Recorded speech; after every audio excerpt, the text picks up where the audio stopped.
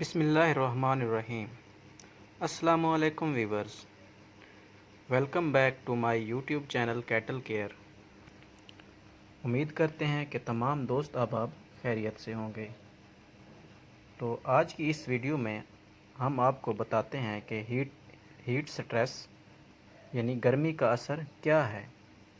جانوروں کا جسم خود گرمی پیدا کرنے کے ساتھ ساتھ ماحول سے بھی گرمی جذب کرتا ہے، اور جب جانور کے جسم میں گرمی اس کی برداشت سے زیادہ ہو جاتی ہے تب وہ ہیٹ سٹریس کا شکار ہو جاتا ہے۔ جانوروں کے لیے درجہ حرارت 20 سے 5 کے درمیان مناسب ترین درجہ حرارت ہے، جبکہ 34 سے 21 تک بھی قابل برداشت ہے۔ جیسے ہی درجہ حرارت بڑھتا ہے، جانور کم خوراک کھانا شروع کر دیتے ہیں، جس کے نتیجہ میں دودھ کی پیداوار کم ہو جاتی ہے۔ مئی جون خاص طور پر اور جولائی اگست میں ماحول کی گرمی اور اس کے میں نمی کا تناسب جب اوپر جاتا ہے تب جانور میں ہیٹ سٹریس کی شدت مزید بڑھ جاتی ہے۔ تو دوستو، آج ہم آپ کو اس گرمی کے بچاؤ کے جو اثرات ہیں اور ان کے جو جانور پر مضر اثرات نظام تولید اور اس کی خوراک وغیرہ میں جو تبدیلیاں کرنی ہیں، اس کے بارے میں ہم آپ کو بتائیں گے۔ تو نئے آنے والے دوستوں سے گزارش ہے کہ وہ کائنڈلی سے ہمارا چینل سبسکرائب کریں اور گھنٹی کا بٹن ضرور دبائیں تاکہ ہماری نئی ویڈیوز کا نوٹیفیکیشن ملتا رہے۔ تو شروع کرتے ہیں۔ ایک دودھیل گائے یعنی ایک دودھ والی گائے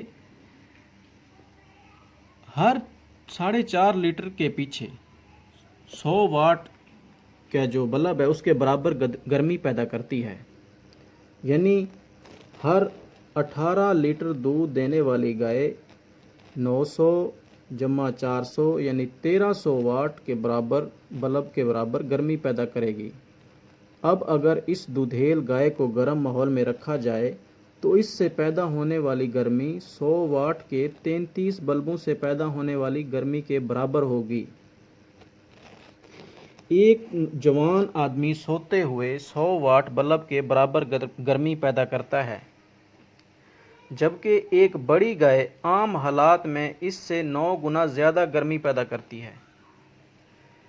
تو اس کی جو اب آپ کو علامات بتاتے ہیں کہ جانور کو جب گرمی یعنی ہیٹ سٹریس شروع ہوتا ہے تو اس کی علامات کیا ہوتی ہیں۔ پہلے نمبر پر جو ہیٹ سٹریس کی علامت ہے، جانور چارہ کم کھاتا ہے اور اس کی سانس کی رفتار زیادہ ہونا شروع ہو جاتی ہے، منہ کھول کر سانس لینا شروع ہو جاتا ہے، یعنی کہ ہونکتا ہے جانور، منہ سے جھاگ آنا، پانی زیادہ پینا، بیٹھنے کی بجائے کھڑا رہنا، گوبر پتلا کرنا، دن کے وقت جسم کا درجہ حرارت زیادہ ہونا۔ اگر ہیٹ سٹریس کے مناسب اقدامات نہ کیے جائیں تو جانور کی پیداواری صلاحیتیں بری طرح متاثر ہوتی ہیں۔ اب جو ان کے مضر اثرات ہیں جانوروں پر، ان کی ہم تھوڑی سی وضاحت کرتے ہیں۔ دودھ کی مقدار میں 15 سے 40% کمی واقع ہو جاتی ہے اور دودھ میں فیٹ کی مقدار بھی کم ہو جاتی ہے۔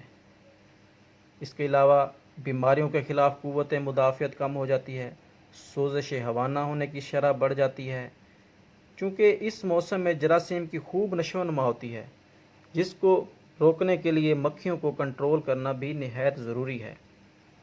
اس کے علاوہ اس کے جو نظام تولید پر مضر اثرات ہیں، ان میں جانور ہیٹ میں نہیں آتا یا ہیٹ کا دورانیہ مختصر ہوتا ہے۔ اگر ہیٹ میں آ بھی جائے تو حمل ٹھہرنے کی شرح کم ہوتی ہے۔